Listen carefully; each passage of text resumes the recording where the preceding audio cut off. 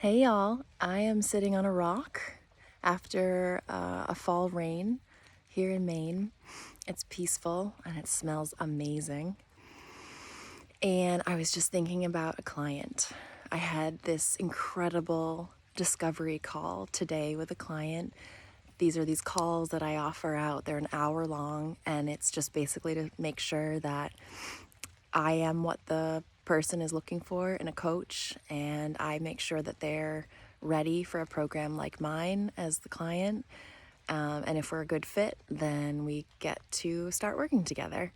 And I offer a little bit of coaching during that call as well. And today I had the opportunity to coach this incredible woman who is just made of inspiration and fire and love and humor. And she is at a crossroads in her life, professionally especially. And I said, well, what are you most afraid of? And we were talking about this business venture that lights her up to no end. And she said, well, I'm afraid that this business won't produce reliable income. And so we put that fear and that thought to inquiry, and we did the work of Byron Katie on that thought.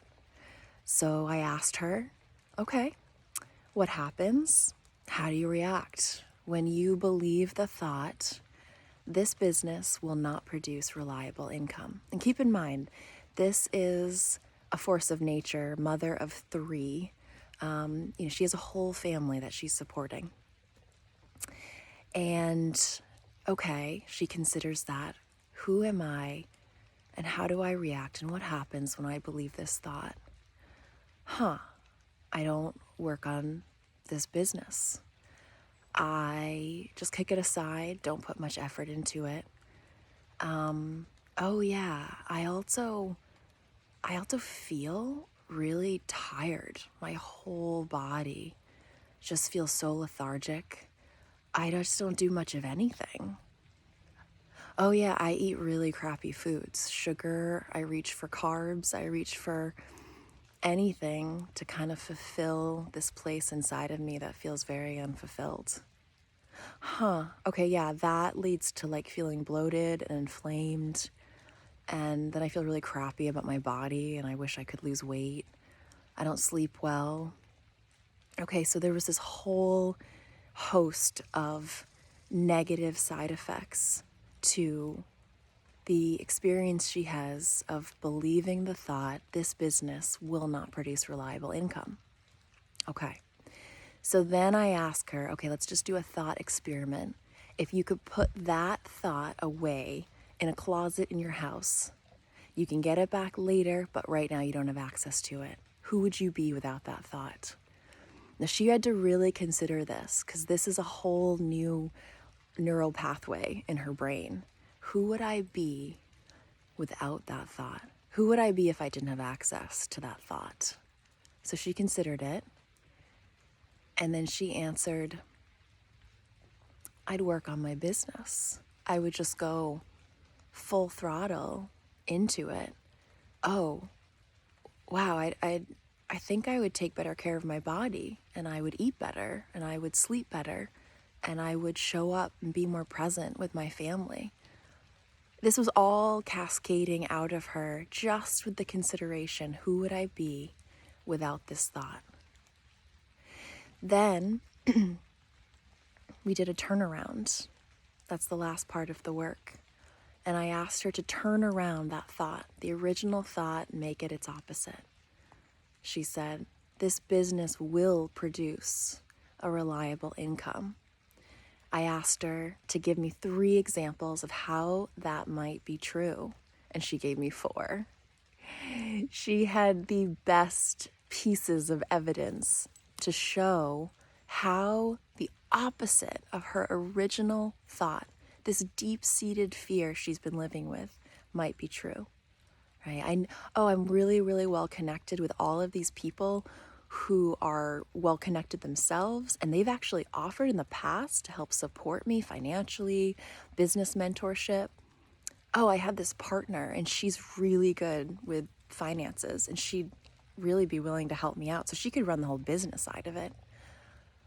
Well, in the past, before I took on this corporate career, which I felt I had to take because I had just spent 80 grand on the degree for it, it did produce a reliable income. Interesting, right? I'm just listening as the coach. Interesting. Good insights.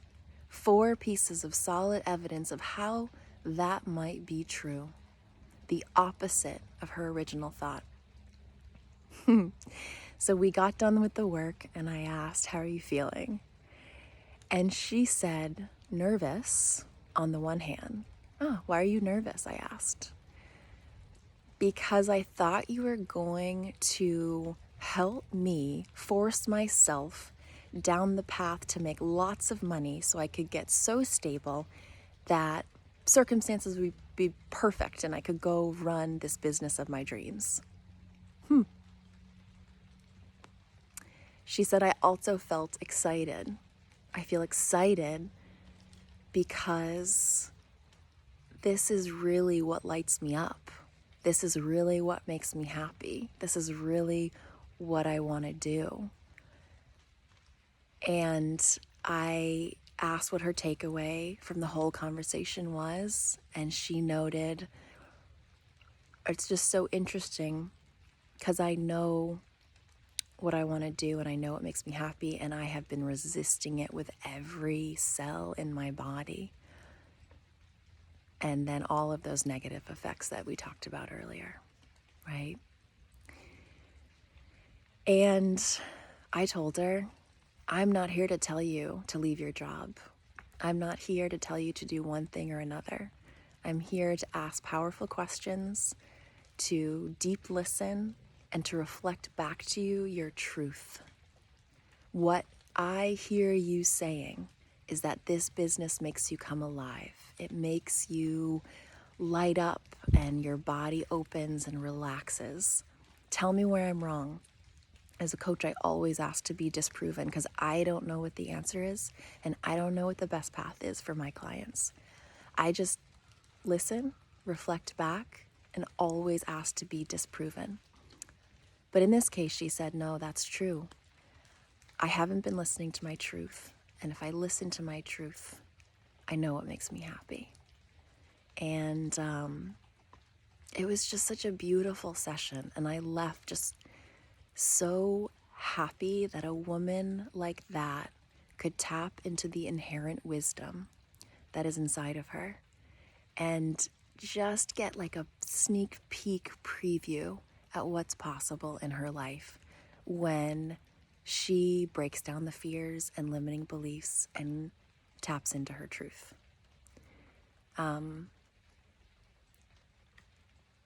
So I'm going to end it there, but I just had to share this magical experience of my work today.